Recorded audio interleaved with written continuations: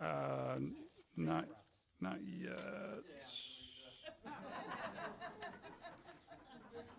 I do have you though. You're coming up. I'm gonna go on a little bit of a rant here. Good morning. That was my first two words, just like John. Jacob Rockwell, Beulah resident. I love living in Beulah, outside city limits and away from all the Yankee transplants this overdeveloped dreck is built for. So in my opinion, Beulah needs a giant 500-acre synthetic quagmire like it needs 10,000 Somalian refugees dropped in. The whole deal has gone Charlie Foxtrot. Last year, the OLF 8 deal was an acceptable 5 that we took home because we were out drinking and she looked kind of good on the dance floor. But now we've woken up, the beer goggles have worn off, and somehow Sloth from the Goonies is in our bed staring back at us. The Miller High Life catfished us again.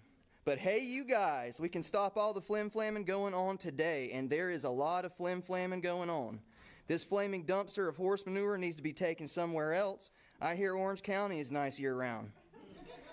Beulah simply doesn't have the infrastructure for it, any version of it. I know because I live there. I'm not the only one that pulls a trailer through the overdeveloped area of Pine Forest, Wild Lake, and 9 Mile and ends up pulling my hair out too.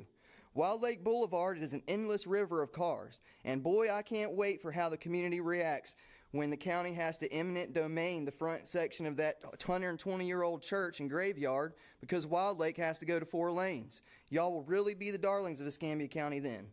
Y'all recommended all these apartments and farm erasures out there. We just can't handle another 10,000 cars being driven around Beulah by Gothamites fleeing Mondamianism.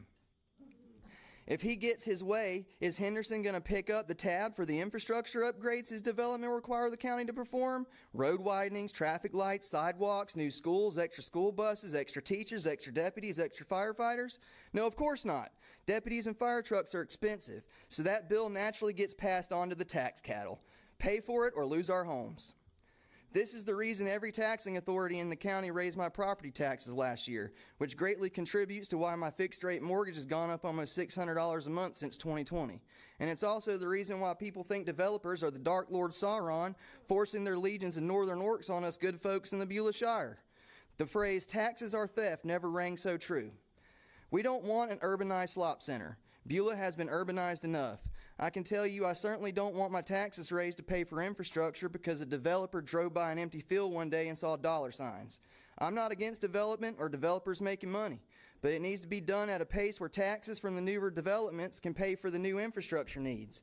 Our taxes being raised to pay for a new middle school, firefighters and fire stations because we threw up a dozen apartment complexes in 5 years is theft and mismanagement.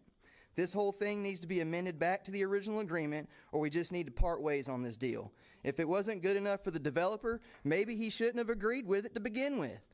Please recommend that his request be denied and any future requests that stray further from the original agreement be denied as well. Hold him and all future inquirers to their word. Thank you. Christy Rosen. After Christy, it'll be Zachary Campbell. How do you follow that? Thanks, Jacob. Well, I'm not that.